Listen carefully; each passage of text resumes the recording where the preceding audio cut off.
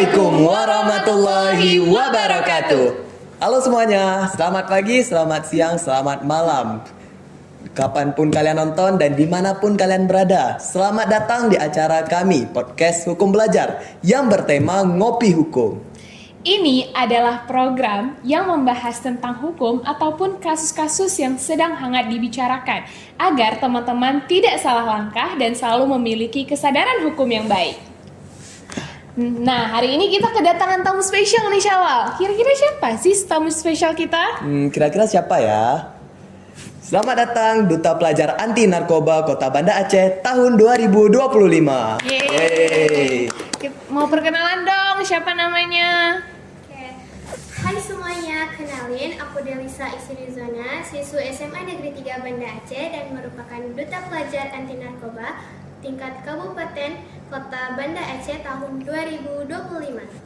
Hai semuanya, kenalin nama aku Syarifah Zaskia Widyasari dan aku merupakan siswi SMA Negeri 3 Banda Aceh dan aku merupakan Duta Pelajar Anti Narkoba tingkat Kota Banda Aceh.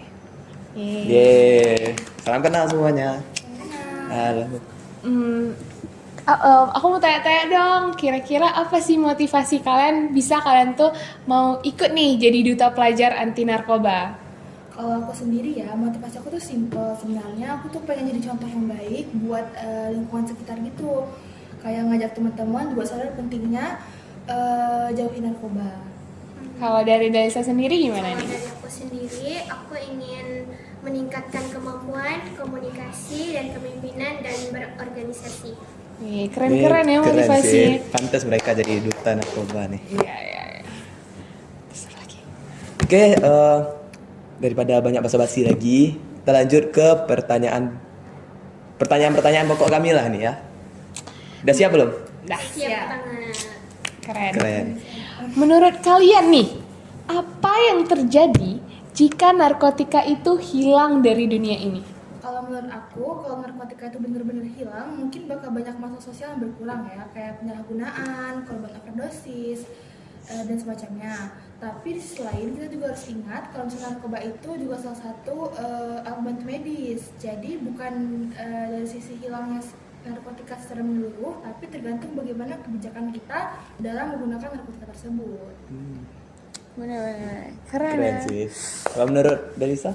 Menurut aku sendiri nih, kalau narkotika itu hilang dari dunia ini, manusianya jauh lebih hidup produktif dan hidup sehat. Tapi masalahnya, manusia itu memiliki sisi ingin melarikan diri.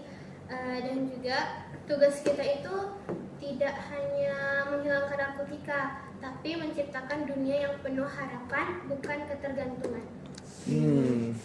Masuk akal sih jawaban mereka ya. Benar. Nah, yang kedua nih, kamu tanya, mengapa orang-orang masih saja menyalahgunakan narkotika? Padahal sudah ada undang-undang yang mengatur tentang narkotika tersebut. Kira-kira menurut kalian gimana sih pandangan kalian sebagai anak pelajar kayak gitu? Kenapa masih banyak yang menyalahgunakan narkotika pada saat ini? Mungkin boleh dari Delisa dulu. Karena masalahnya itu bukan cuma karena hukum, tapi kesadaran dari manusia itu sendiri. Dan juga banyak yang terjebak karena dia tuh stres, masalah keluarga, atau rasa ingin coba, dan pengaruh dari teman sebayanya. Nah itu dia, menurut aku masalah itu nggak cuma di sisi hukum aja, karena banyak orang yang pakai karena pengaruh lingkungan, stres, atau depresi, atau bahkan ajakan dari teman sekitarnya. Jadi kita juga perlu pendekatan dari sisi edukasinya juga, nggak cuma dari sisi hukum aja. Berarti masih banyak dong yang menyalahgunakan narkotika itu sebagai pelarian. Menurut kalian, kenapa orang-orang menggunakan narkotika sebagai pelarian?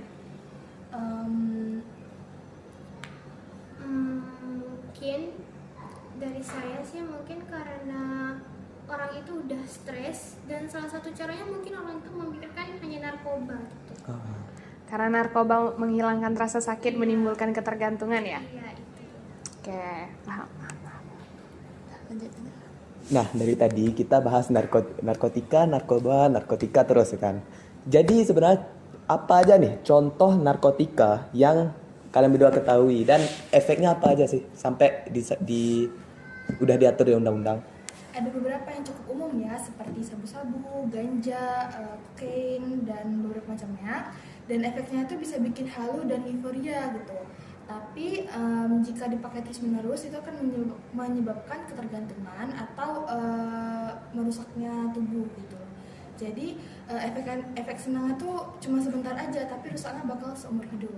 Berarti setiap hari dia melakukan narkotika itu dosisnya nggak akan tetap, akan naik karena nggak mempan ya. Jangan tanya lagi tanya. Berarti kalau misalnya dia tuh narkotika ada terbagi golongannya gitu ya? Ya, ada Yang kalian tahu apa aja? yang kami tahu ada golongan 1, golongan 2, dan golongan 3. Berarti terbagi lagi itu juga semua ya? Oke. Nah, kita lanjut ke pertanyaan keempat ya.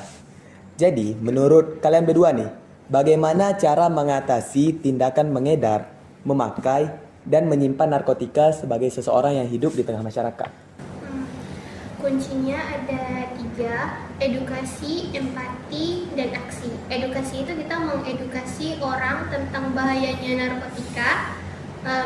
Empati, kita membantu orang bukan menghakimi. Dan aksi, kita mengikuti kampanye. Dan menurut aku cara ngatasinnya itu kan pertama-tama memang harus dimulai dari diri sendiri dulu, karena sekeras apapun aturan yang dibuat, kalau misalnya orang yang nggak sadar ya bakal balik lagi ke situ aja. Nah, kita yang hidup di tengah masyarakat itu bisa mulai dari hal-hal kecil, contohnya ngajak mereka yang udah misalnya terkena buat nggak mengkonsumsi itu lagi, terus kayak berani bilang enggak buat mereka yang ngajak atau coba-coba gitu. Oh, berarti Kak, kasus yang terjadi di sekarang ya, yang kasus-kasus viral Kasus apa itu. tuh, Nadia? Kasus selebritis atau aktor Atau yang artis? terjerat mengedar narkoba. Menurut kalian kayak mana sih pandangan kalian? Apalagi kan dia udah, gimana kita bilang, dia sudah pernah melakukan, terus dia keluar dan dia melakukan lagi. Udah ringan nih komennya, terus dia melakukan lagi dan sampai dia mengedar. Gimana menurut kalian? Menurut saya, kalau artis kayak gitu dia wajar karena dia memiliki banyak uang dan dia bisa saja berfoya-foya dengan memakai narkotika atau lain sebagainya. Berarti emang ya kalau misalnya nggak dari diri kita sendiri itu belum tentu akan nggak pasti lepas lah dari narkotika ya. Apalagi dia udah kecanduan kan. Jadi mau apapun dia memang udah keluar, tapi misalnya bagi dia itu memang penyembuhnya, dia bakal tambah lagi ke situ. Ya. Nah, pertanyaan terakhir. Menurut kalian berdua, apa saja yang dapat dilakukan oleh pemerintah dalam mengatasi berbagai macam kasus yang berkaitan dengan narkotika? Pemerintah bisa aja kayak melakukan kampanye nasional dan program pendidikan bahaya narkotika itu sendiri. Kalau menurut saya pemerintah juga sebenarnya harus lebih tegas ke pengedar, tapi juga tetap kasih ruang rehabilitasi buat penggunanya gitu. Soalnya mereka juga nggak cuma butuh hukuman, tapi butuh pemulihan. Karena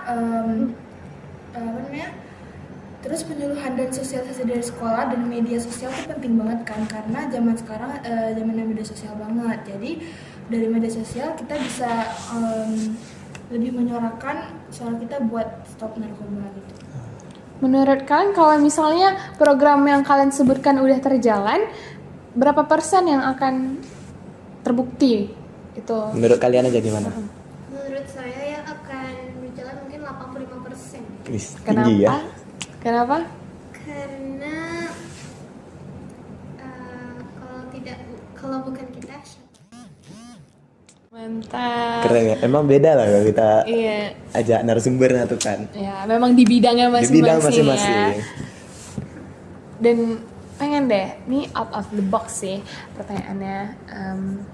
Menurut kalian tuh apa sih arti pentingnya duta bagi diri kalian sendiri? Gitu. Kan banyak nih duta. Kenapa kalian pilih duta anti pelajar juga? Kan kayak kami duta sadar hukum kayak gitu. Kenapa kalian pilih duta pelajar anti narkoba, dan apa sih makna duta dari diri kalian? Kalau bagi saya sendiri, kenapa saya pilih duta anti narkoba? Karena sekarang kan masalah narkoba ini lagi innya di zaman sekarang gitu kan, apalagi di kalangan anak muda gitu. Jadi saya ingin bantu nyebarin kalau misalnya hidup sehat tanpa narkoba itu jauh lebih keren dan lebih bermakna gitu. Dan arti duta bagi saya sendiri itu, duta itu sebenarnya bukan cuma title atau gelar yang disandang oleh seseorang, tapi juga sebuah tanggung jawab yang harus dimiliki seseorang atas sebuah gelar yang sudah disandang itu.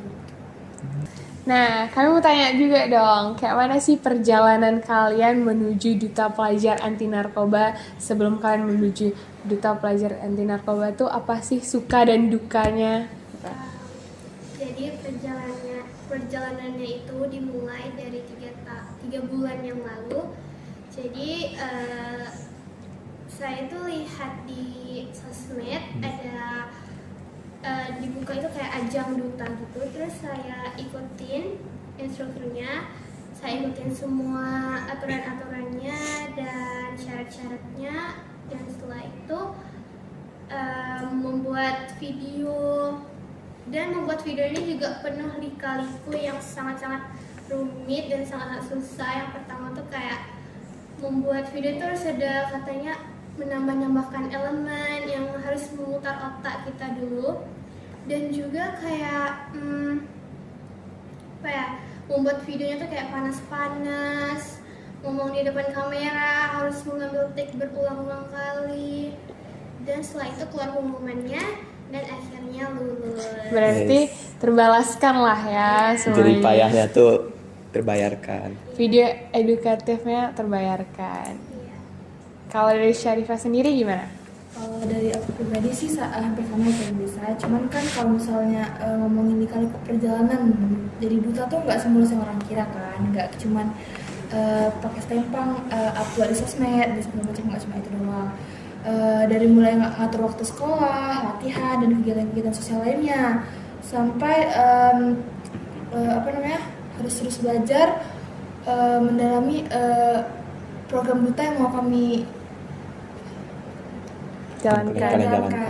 Berarti harus pintar-pintar manage waktu lah ya, antara sekolah dan juga antara kegiatan gitu Karena kan. kan sekolah kita juga capek banget nih kan, banyak tugas, full day. Tapi justru di situ sih letak serunya kan, karena setiap tantangan bikin kita belajar jadi lebih mandiri, lebih tangguh gitu.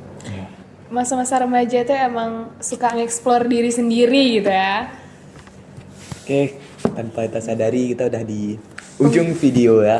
Penghujung acara ini. Penghujung acara. Semoga yang telah Syarifah dan Delisa sampaikan ini bermanfaat ya bagi kita semua, dan juga bisa ambil pelajaran dari podcast kita kali ini. Dan kami juga ingin berterima kasih kepada Syarifah dan Delisa mau menyempatkan waktunya, mau direpotkan oleh kami berdua. Sebelumnya terima kasih banget. Dan semoga sukses terus kalian jadi duta pelajar anti narkobanya ya. Saya Muhammad Syawal Ambia. Dan saya Nadia Fatinaska. Salam Adiaksa.